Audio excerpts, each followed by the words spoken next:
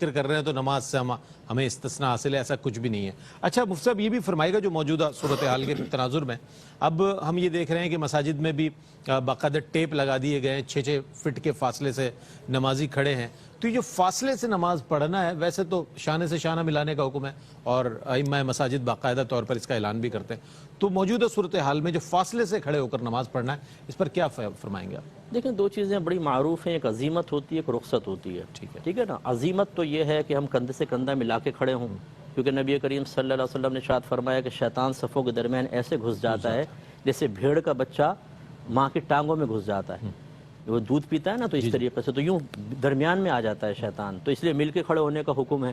تو عزیمت تو یہ ہے، لیکن رخصت پھر یہ ابھی رخصت کی صورتحال آ گئی کہ جب ساتھ کھڑے ہونے میں پرابلم ہو رہی ہے کہ اگر ہم ساتھ کھڑے ہوتے ہیں تو مسجدیں ہی سیل کر دی جائیں گی، تو پھر یہ مجبوری کی صورت بن جاتی ہے، تو پھر علیحدہ علیحدہ کھڑے ہو کر بھی نماز ادا کریں گے تو بالکل نماز ادا ہو جائے گی۔ اور جیسے مفتی صاحب نے وہ شاید تھوڑا سا ایک رہ گیا ایک حصہ کہ وہ اقامت نماز کا جو روحانی طور پر وہ ایک حق ہوتا ہے، اندرونی حق ہے،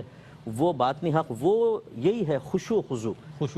وہ آپ ساتھ مل کے کھڑے ہوں یا علیحدہ کھڑے ہوں، اگر خشوع و خضوع ہے تو آپ کی نماز اللہ کی بارگاہ میں مقبول ہے۔ اور اگر ایسا ہے کہ امام صاحب نے تکبیر لگایا، آپ نے بھی اللہ اکبر کہا، امام صاحب نے قرات شروع کی، آپ نے کہا امام صاحب آپ اپنا کام کریں، فقیر اپنا کام کرتا ہے، ہم دکان کے حساب میں لگ گئے، کرکٹ کے میچ کو سوچ رہے ہیں، پھر جب اللہ اکبر کی آواز ہے تو چاہے رکوع کا ٹائم ہو گیا، رکوع میں کر لیا۔ تو یہ ایسی نمازیں جو بالکل غفلت کے ساتھ ہوں، جیسے آپ نے حضرت سے بھی کوئسچن کیا نا کہ ان الصلاۃ تنہی عن الفحشاء والمنکر،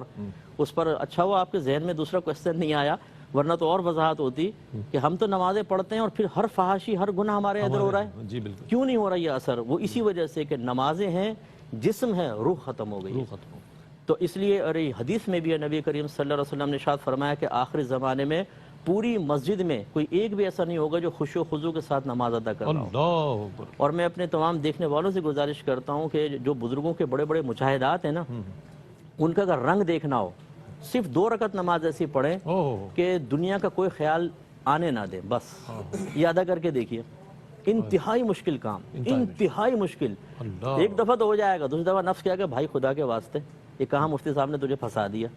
پہلے خشوع و خضوع زیادہ تھا، اس میں پریشانی ہو رہی ہے۔ حالانکہ یہ ہے حقیقت کہ اپنے آپ کو دنیا کے خیال سے بالکل ہٹا کے اللہ کی طرف لے کر آئیں، تب وہ روح نماز حاصل ہوگی، تب وہ نماز ہمیں گناہوں سے اور سب چیزوں سے بچائے گی۔ اور پھر ظاہری علم بھی ہونا چاہیے، جیسے مفتی صاحب نے ارشاد فرمایا، نبی کریم صلی اللہ علیہ وسلم فرماتے ہیں جس نے 2 رکعت نماز اس طرح ادا کی کہ اس میں دنیا کا کوئی خیال دل میں نہ لایا، وہ گناہوں سے ایسا پاک و صاف ہو جائے گا جیسے آج یہ اپنے ماں کے پیٹ سے پیدا ہوا ہے۔ تو یہ جو روحانی حق حضرت فرما رہے تھے وہ بہت امپورٹنٹ ہے کہ وہ تو اگر 2 رکعت بھی آپ نماز پڑھ لیں، ساری زندگی کے آپ کے صغیرہ گناہ معاف، کبیرہ رہ جائیں گے وہ توبہ سے کر لے آدمی تو صغیرہ گناہ معاف، اتنی عظیم چیز۔